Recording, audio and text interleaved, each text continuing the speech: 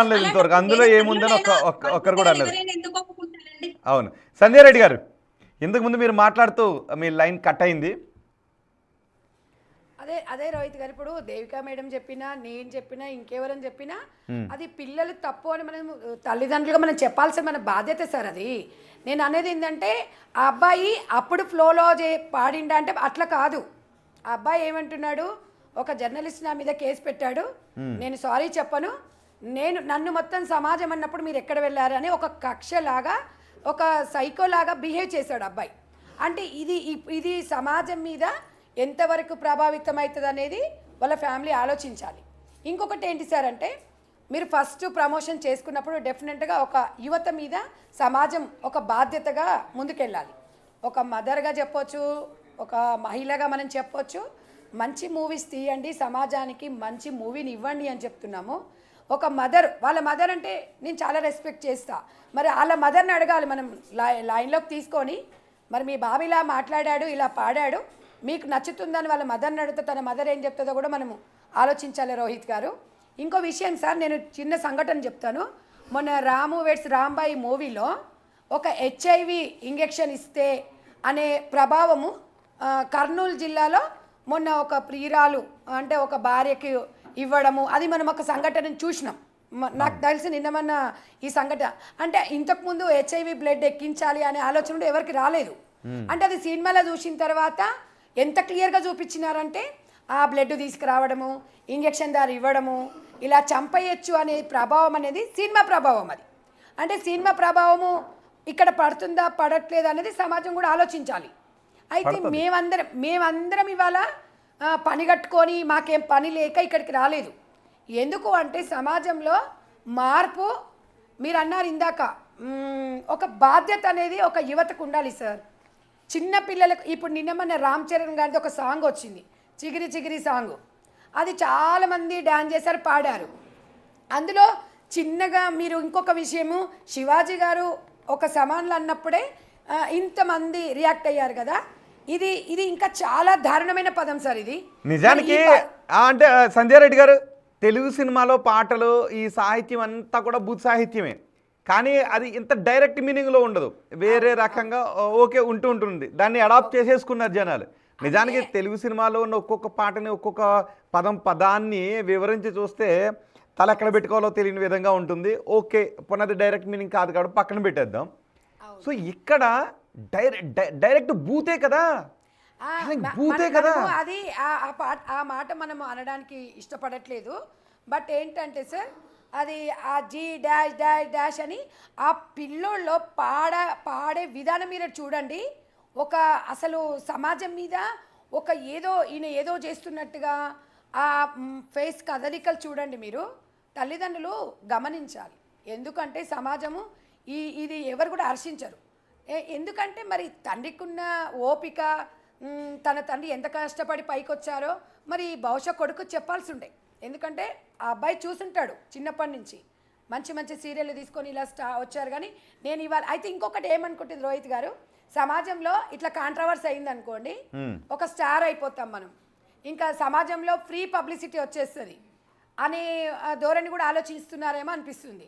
అంటే ఇది అప్పటి వరకే ఉంటుంది సార్, ఒక 4 రోజులు మాట్లాడుకుంటాం, 5 రోజులు మాట్లాడుకుంటాం, ఆ మచ్చ అనేది అలాగే పడిపోతుంది.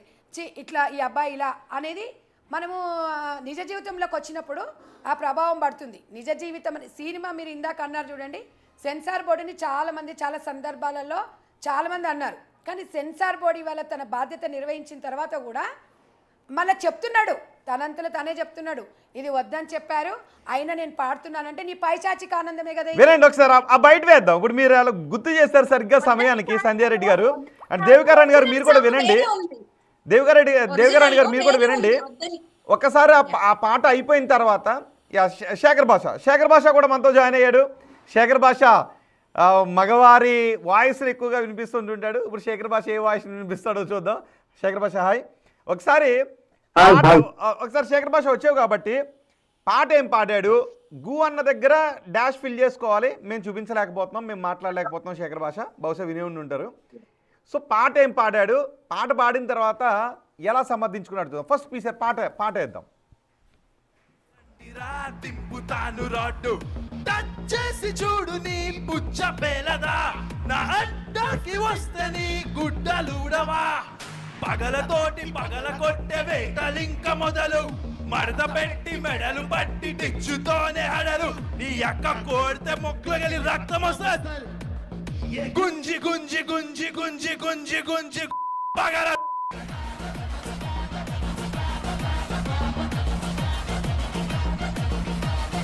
వాణ్ణి పట్టి పట్టి పట్టి పట్టి పట్టి పట్టి పట్ట పగలు.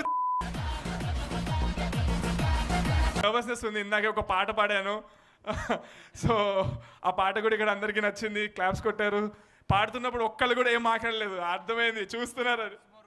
అరే వన్స్ మోర్ వద్దులే, అది మళ్ళీ వన్స్ మోర్ చూసుకుంటారు కదా. సో థ్యాంక్స్ అందరికీ. సో ఎవరినైనా మర్చిపోయి ఉంటే క్షమించండి, బట్ సినిమాలో లిరిక్స్ అవి ఉండవు, ఇవి మన own lyrics, changed version. So సినిమాలో ఆ వర్షన్ ఉండదు, సినిమాలో మొత్తం అందరూ ఫ్యామిలీ కలిసి చూసే. సెన్సర్ వాళ్ళు ఒప్పుకోరు కదా. నర్వస్నెస్ ఉంది. ఇందాకే ఒక పాట పాడాను, అది సో ఆ పాట అది ఇది ఇందులో 2 ఎపిసోడ్లు ఉన్నాయి. ఒకటి బూతు సమాజం మీద వదలడం, ప్రశ్నించిన జర్నలిస్ట్ని నీ అంతు చూస్తా 24 గంటల సమయం ఇస్తున్నా క్షమాపణ చెప్పు అంటాం. ఈ 2 విషయాల గురించి మనం మాట్లాడుకుందాం. ఫస్ట్ పాట పాడిన తర్వాత ఏమన్నాడు, అందరికీ నచ్చింది, ఒక్కరు కూడా ఏమీ అనలేదు, క్లాప్స్ కొట్టారు అని. బహుశా ఎవరైనా వచ్చి గు బ మీద ఏమైనా చిల్లు పడేలాగా అనుండి ఉండాల్సింది. జేడి చక్రవర్తి అదే అందాం అనుకున్నాడంట, వదిలేసి వెళ్ళిపోదాం కానీ బాగోదు అని ఆగిపోయాడంట. అంటే గోప గీయమనే ఒక ట్రీట్మెంట్ ఇద్దామని అనుకున్నాడు కానీ వెళ్ళిపోయాడు. ఒక్కరు కూడా ఏం మాట్లాడలేదు అని. ఈలోపు వెనక నుంచి ప్రభాకర్ ఏం చేశాడంటే చెవులో ఏదో చెప్పాడు. చెవులో ఏదో చెప్పిన తర్వాత ఏమన్నాడు వెంటనే, అవునవును ఈ లిరిక్స్ సినిమాలో ఉండవు, ఎందుకంటే సెన్సార్ వాళ్ళు ఒప్పుకోరు కదా, నా ఓన్ లిరిక్స్ అన్నాడు. మరి ఓన్ లిరిక్స్ ఎవరి మీద వదిలేద్దామని, ఏ పిల్లల మనసులను పాడు చేద్దామని. సో ఇది మాట్లాడింది. సంధ్యారెడ్డి గారు ఇంతకుముందు మీరు అన్నారుగా ఎలా సమర్థించుకున్నాడో. రోహిత్ గారు నేను అదే చెప్పాను, ప్రభాకర్ గారు చెవులో చెప్పారు. చెప్పిన తర్వాత మరి సమాజానికి అవసరం లేదన్న చెత్తను తీసుకొచ్చేసి మళ్ళీ ఎందుకు స్టేజ్ మీద వాడుతున్నారు అంటే ఇది పైచాచిక ఆనందం అని చెప్పుకోవచ్చు మనం. అలా చెప్పినప్పుడు అలా పాడొద్దు, అసలు సెన్సార్ ఒప్పుకోనప్పుడు అసలు ఆ లిరిక్స్ అని మనకు అవసరం లేదు కదా సార్. ఆ లిరిక్స్ ఏమైనా కావాలంటే వాళ్ళ ఇంట్లో మాట్లాడుకోవాలి. నేను చెప్పింది అదే సార్. ఒక్క మాట సంధ్యారెడ్డి గారు, నాకు ఒక్క మాట వచ్చింది. శేఖర్ భాష అండ్ దేవికరాణి గారు మీరు కూడా వినాలి. ఇలాంటి జూనియర్ ఆర్టిస్టులకి సమాజం మీద ఏ మాత్రం ప్రేమ ఇది లేదు. ఎంత కుదిరితే అంత సమాజాన్ని భ్రష్టు పట్టిద్దాం, ఎంత కుదిరితే అంత సమాజాన్ని నాశనం చేసేద్దాం. బహుశా మీ సెన్సార్ వాళ్ళు ఉన్నారు కాబట్టి భయంతో అక్కడ చేయకుండా ఎక్కడ అవకాశం కుదిరిందో అక్కడల్లా సమాజం మీద దరిద్రాన్ని వదిలేద్దామనే భావజాలంతో ఉన్నారు. మరి కనీసం సామాజిక బాధ్యత ఉండాలిగా. సినిమాల్లో మాకు ఎంత బాధ్యత ఉంది అని చెప్తుంటుంటారుగా. ఎక్కడ అవకాశం కుదిరితే అక్కడ సమాజాన్ని నాశనం చేసేద్దామన్న ఆలోచనలోనే ఉండి ఈ దరిద్రాన్ని సమాజం మీద వదిలేస్తే ఎలా? ఓకే, శేఖర్ భాష వచ్చాడు. ఒకసారి నేను శేఖర్ భాష ఏం ఆన్సర్ చెప్తారో నాకు వినాలనిపిస్తోంది. ఫస్ట్ శేఖర్ భాష, ఆ పాట వినగానే ఏమనిపించింది? చాలా చండాలంగా అనిపించింది. సభ్యత అనేది చాలా ఇంపార్టెంట్. మామూలుగా ఏదో కాలేజీలోనో క్యాంటీన్లో కూర్చోనో లేకపోతే ఎక్కడో నలుగురు అడల్ట్స్ మాట్లాడుకునేటప్పుడు ఏదో ఒకటి అటు దొరుకుతాయి, దాంట్లో పెద్ద వింతేం లేదు. కానీ అక్కడ లేడీస్ ఉన్నారు, కొంత టీనేజర్స్ ఉన్నారు, అందరూ ఉన్నారు. అందరి ముందు పాడడం అనేది చాలా అసభ్యకరంగా ఉంది. ఒకటి అంటే మనం బికినీలను తీసుకొచ్చి బజార్లో చూపించినా లేకపోతే నాలుగు గోడల మధ్య మాట్లాడుకునే బూత్లను తీసుకొచ్చి ఇలా చూపించినా రెండు ఒకటి. ఇప్పుడు అనసూయ చేసిన దానికి ఎందుకు అందరూ అంత తిట్టారంటే, నువ్వు బికినీలు వేసుకుని బాత్రూంలో వేసుకోవాల్సిన బట్టలు బజార్లో వేసుకోకూడదు, అలాగే ఈ నలుగురు ఫ్రెండ్స్ తో కలిసి మాట్లాడుకునే బూతులు ఇవన్నీ కూడా బయట మాట్లాడకూడదు. ఒకవేళ నీకు అలాంటివి చెయ్యాలి అన్నా కూడా ఇండైరెక్ట్ వేలో కొంతవరకు యాక్సెప్టబుల్. ఫర్ ఎగ్జాంపుల్ అదేదో సినిమా కిక్ సినిమా హమ్ బాంబ్ లాగా అదే అంటారు. సో అర్థమైన వాడికి అర్థం అవుతుంది, అర్థం కాని వాడికి అర్థం కాదు. ఒక దాన్ని ఏమంటారు, ఒక సన్నటి గీత, దాన్ని కూడా okay. This is directly deliberately తిట్టడం. ఐ మీన్ ఇదేంటంటే అక్కడ ఉన్న చిన్నపిల్లలు అయితే నేర్చుకుంటారు, ఆడవాళ్ళు అయితే ఇబ్బంది పడతారు. ఇవి రెండు ఉన్నాయి. అర్థం కాని వాళ్ళు ఏం జరుగుతుంది అని చెప్పి ఒకళ్ళొక మొహాలు చూసుకుంటారు. జేడి చక్రవర్తి అదే చెప్పాడు. జేడి చక్రవర్తి ఏమన్నాడంటే, పక్క నుండి ఒక అమ్మాయి నవ్వుతూ ఉంటే నేను ఆశ్చర్యపోయి చూసాను, నీకేమైనా అర్థమైందా అంటే నాకు తెలుగు రాదు అని చెప్పిందంట. ఇందులో చాలా బూత్ ఉంది అని అమ్మాయికి చెప్పాడంట జేడి చక్రవర్తి. మార్నింగ్ ఒక వీడియో చూసాను నేను. సో తర్వాత కొంత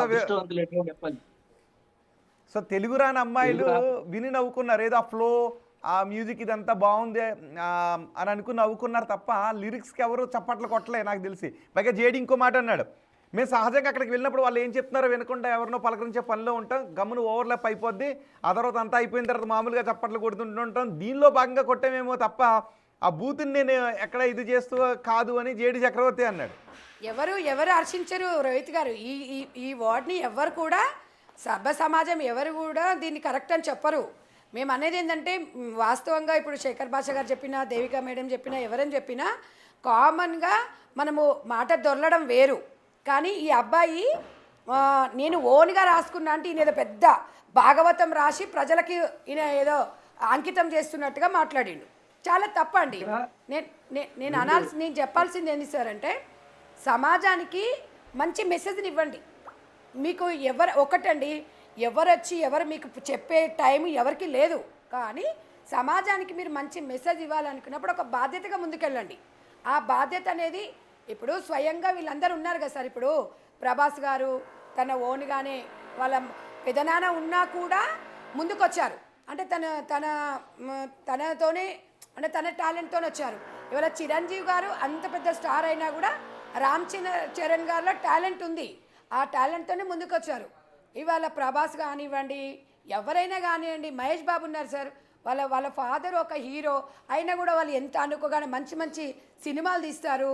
వాళ్ళు తీసేటప్పుడు సమాజానికి ఒక మెసేజ్ వస్తుందని మనం ఆలోచిస్తున్నాం. సో కాబట్టి వీళ్ళు ఏమనుకుంటున్నారంటే సోషల్ మీడియాని వేదికగా చేసుకొని మేము ఇలా రిలీజ్ చేసేస్తే అందరు చప్పట్లు కొడతారంటే, వాస్తవానికి జేడీ గారు నిన్న సీరియస్గానే ఉన్నారు సార్. ఆయన ఇవి మాట్లాడేటప్పుడు నేను అబ్జర్వేషన్ చేశాను. ఆయన మొహంలో అసలు కొంచెం కదలికలంతా ఒక రకంగా అనిపించినాయి. కానీ మధ్యలో నుంచి లేచిపోవడం కానీ తర్వాత అనడం కానీ వాస్తవం అది. ఎందుకు అంటే కొంతమంది అర్థమయ్యో అర్థం కాక యూత్ వాళ్ళు మాట్లాడుకుంటే మాట్లాడుకోవచ్చు, కానీ యూత్ని అందరిని యాక్సెప్ట్ చేయాలి అంటే ఇది ట్రోల్ చేస్తుండొచ్చు. కానీ సమాజానికి చిన్న పిల్లోడు ఉన్నాడు సార్.